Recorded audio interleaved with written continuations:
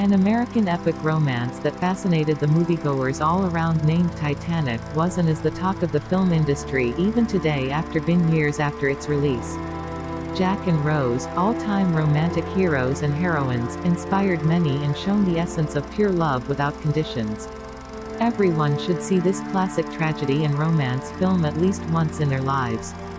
Movie lovers from every nook and corner sympathized with the tragic fate that Jack faced. But how many of us know that it is a true story based on a real-life incident?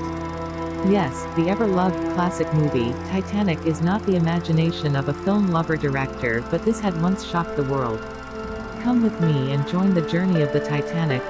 The Titanic was a luxury British liner that sank after colliding with an iceberg in the early hours of April 15, 1912, killing over 1,500 passengers and crew members.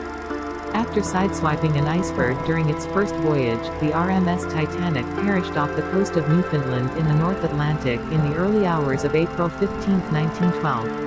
Around 1,500 of the 2,240 passengers and crew members on board died in the crash.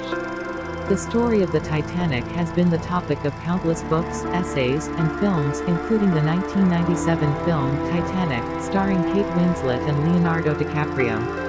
This is what Titanic in its reality is all about. Do you know that it was the world's largest movable man-made object at that time? The launch of Titanic was a celebration, which lasted just over a minute and went off without a hitch, was attended by nearly 100,000 people. The ship, which amazed everyone, had its deadly flaws. Some scientists say that these flaws are the reasons why it sank. But is it that way? Come, let's check together. According to some theories, the Titanic was doomed from the start due to a design that was widely praised as cutting edge. The Olympic-class ships had a double bottom and 15 watertight bulkhead compartments with electric watertight doors controlled by a switch on the bridge. This is why the media titled Titanic as unsinkable. The inadequate quantity of lifeboats carried on the Titanic was the second crucial safety breach that contributed to the loss of so many people. But even though named unsinkable, it sank in the very first journey itself. The way the question is still a mystery to be raveled.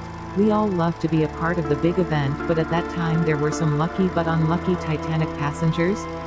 When Titanic set sail from Southampton, England, on April 10, 1912, it generated quite a commotion. The ship set sail for New York with 2,240 passengers and crew, or souls, as the term was used in the maritime business at the time, generally in connection with a sinking, on board after stops in Cherbourg, France, and Queenstown, now Cobh, Ireland. The wealthiest traveler was John Jacob Astor IV, heir to the Astor fortune, who had made headlines a year before by marrying Madeline Talmadge Force, an 18-year-old lady 29 years his junior, shortly after divorcing his first wife. Absent was financier J.P. Morgan, who planned to join the team but later dropped the plan. The staff that looked after this group of first-class dignitaries were largely second-class passengers, including academics, tourists, and journalists. Third class, however, had by far the biggest number of passengers, over 700, outnumbering the other two classes combined. Thus Titanic started its journey. The Titanic's departure from Southampton on April 10 was marred by several peculiarities. How does luck turn unlucky for Titanic passengers? Yes, the deadly strike. Do you want to see the deadly strike in writing? Titanic received reports of ice from other ships on April 14, after 4 days of smooth sailing, but she was cruising on calm seas under a moonless, bright sky.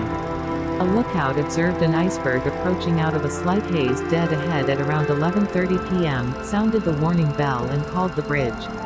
The engines were swiftly reversed, and the ship was sharply turned, rather than colliding with the berg head-on. Titanic appeared to skim along the berg's side, scattering ice chunks over the forward deck. 5 compartments were already filled with seawater. When the skipper examined the damaged area with Harland and Wolff's Thomas Andrews, and the bow of the doomed ship was alarmingly tilted downward, allowing seawater to stream from one bulkhead into the adjoining compartment. Andrews made a fast calculation and predicted that Titanic would float for an hour and a half, maybe a little longer. The captain then ordered the lifeboats to be loaded, having already directed his wireless operator to call for assistance. How can we escape such a situation? Do you ever think of being in a situation that the Titanic passengers have been in? Let us see the only lifeline that Titanic had to rescue its passengers. The first lifeboat was lowered a little more than an hour after the ship made contact with the iceberg, signaling the start of a mostly unorganized and hasty evacuation. The ship was built to carry 65 people, but only 28 were on board when it set sail.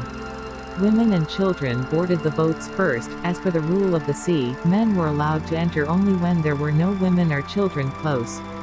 Despite this, many of the victims were women and children, as a result of chaotic processes that failed to bring them to the boats in the first place. This is the story of Titanic, which fascinated each one of us with its beauty and elegance in storytelling.